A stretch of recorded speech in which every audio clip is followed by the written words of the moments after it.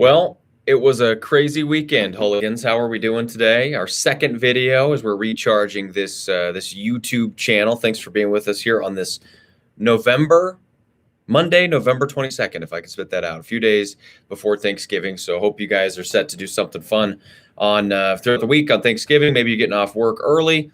So we're going to get into this, man. What a weekend it was when it comes to the Nuggets, Colorado State, University of Northern Colorado. You name it. There was a lot. Of course, as you know, if you follow the program, we're in Northern Colorado, so we follow everything from the Denver side of things to the college landscape from Boulder, Greeley, and Fort Collins. So let's kind of pack in the weekend that was. Let's take a look at it. The Nuggets, first off. Now what? Four-game losing streak now without the Joker. This team, as I talked about last week, this team is not a playoff team. I mean, they had some fight in that third period against Phoenix, but ultimately the Suns just run away with it. And then we get the news today, the Denver Post, among many outlets that put this out, that Michael Porter Jr., his back injury might be a little worse, a little more significant than we first thought. Some nerve damage there. Could potentially keep him out for the season. We're going to try to get more on that throughout the course of the week with some of our insiders, Chris Dempsey of Altitude TV. Hopefully, maybe we can catch up with Harrison Wind as well of DNVR Nuggets. Some great insiders. Katie Wingy, of course, will give us hopefully the rundown, maybe some good news. But that's scary, especially after you just signed the contract with MPJ. And that was primarily the reason he didn't play a lot of college basketball. And that was the reason he dropped in the draft, because of the back injury. That's why he fell to the Nuggets. Now the Nuggets just signed him to a max contract. And perhaps he was playing with this back injury all season. He didn't quite look right. Now it kind of makes sense. So the Nuggets are certainly in a tough spot right now. They're going, let me see here. I got my schedules in front of me. They're at Portland tomorrow. At Portland tomorrow. So they fared pretty well against Portland recently. But again, without the Joker, this team's completely different story. So we'll get into more of that today on the program. Whole show again, 103.1 and 1310 KFKA, 12 to 2. You can listen online, 1310kfka.com. Let's continue moving down the list here. Colorado State football, they lose to Hawaii. They were kind of getting smoked. Make a valiant effort, but this Rams football team has now lost 5 in a row. They got Nevada coming up to finish their season at home. Could they finish with 6 losses in a row? It's been rough for Steve Adasio. Going back to when they were playing, New Mexico was their last win back on October 16th. Things were feeling pretty good for the football team at that point. They beat San Jose State. They beat New Mexico. They battled against Iowa. They beat Toledo before that. There was a stretch there where we thought maybe this is all going to work out, and then it just absolutely fell apart. The question will be, of course, will the Rams move on from Steve Adasio at the end of this season? I don't think so. I think they're going to give him more time, and especially because of some of the comments Joe Parker, athletic director for the Rams, has said about giving a guy more time. I think they will give him more time. And to be honest, I don't necessarily disagree with that, because I do think you have to give a coach. If you're going to hire a guy, I think you commit, and you can't fire him after a season and a half, right? Last year was COVID year. They had 4 games. I don't think you're going to move on from a coach at that point. You do want to let him. You hired him for a reason. You got to let him play it out. So I do think he'll be back next year. The pressure will be on, of course, from game one. You gotta win. You gotta win rivalry games. You got to be competitive in the conference, and find a way to get into a bowl game too. They didn't achieve any of their goals this year, so we'll see if they can finish the season off with a win. But certainly scary times for Colorado State. On the flip side of that, on the good side of that, we're going to talk to Scott Patchin today, our final Scott Patchin show presented by Crazy Carl's Pizza.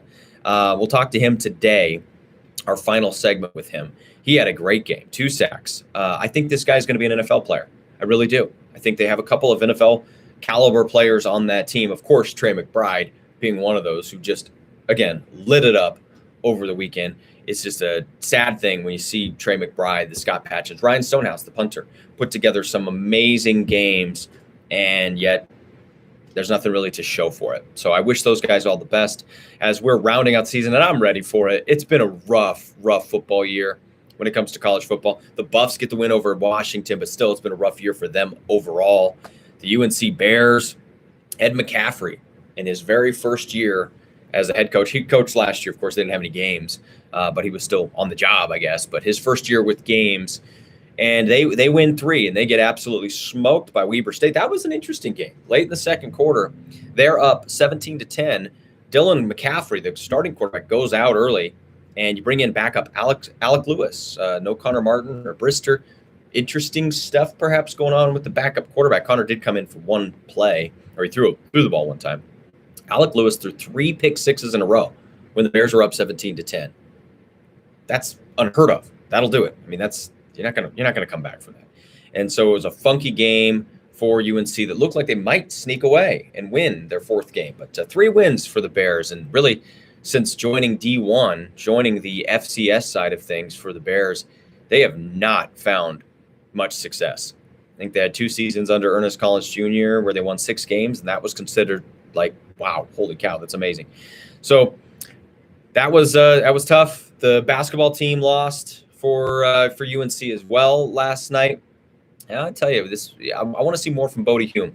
He's a guy we're going to catch up with throughout the course of the week. But he was a former Big Sky Freshman of the Year, a guy that I really thought would be the leader for this team for years to come, both mentally as a leader, but physically too. It's been Dalen Kuntz, the transfer from Colorado, that has been lights out for UNC and just need a little more help if the Bears want to get going. My game of the week this week is on Saturday, Saturday after Thanksgiving, where UNC goes 40 miles north, 30 miles, whatever, to Moby Arena. The Bears, the Rams, that Colorado State Rams basketball team is something else, though.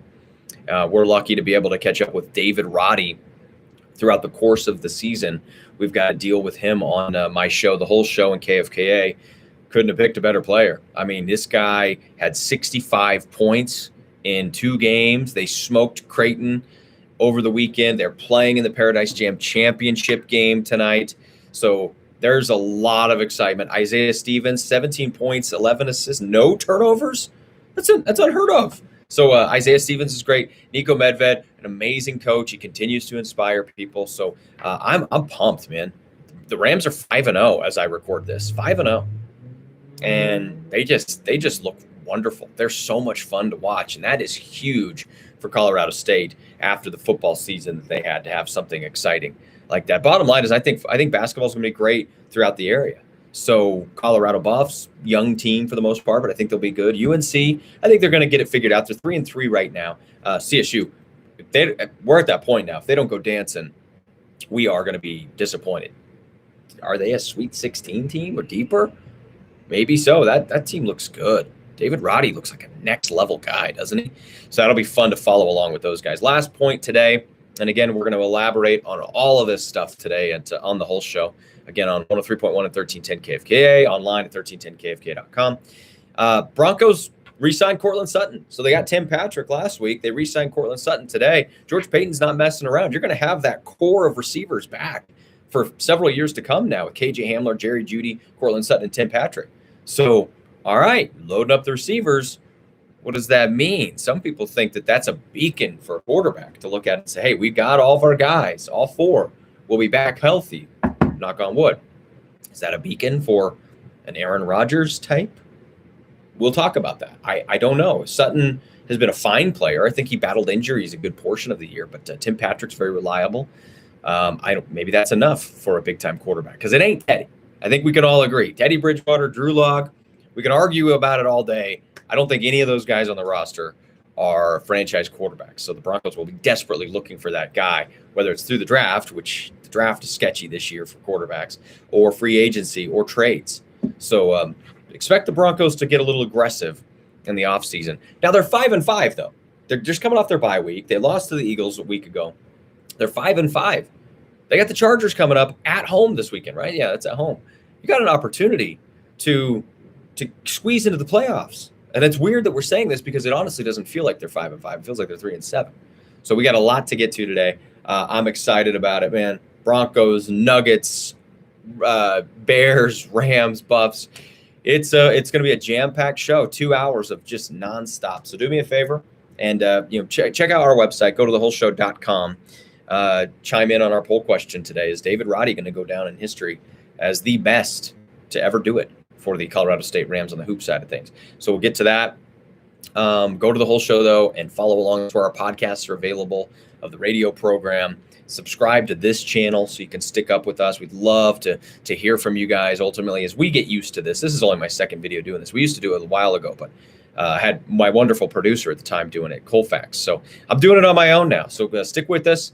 Follow us on YouTube. Follow us on Facebook, The Whole Show, Twitter, Whole Show. Just search Whole Show, and you'll find us and stay up with us. So we appreciate you guys. We're looking forward to a fun Monday show. To only 3 shows for us this week, and then we're off Thursday and Friday for Thanksgiving. So that will do it for us. Go ahead and comment, leave us a comment, and tune in today, 12 to 2, 1310 KFKA, 103.1, and or 1310KFKA.com. We'll talk at you soon on the radio.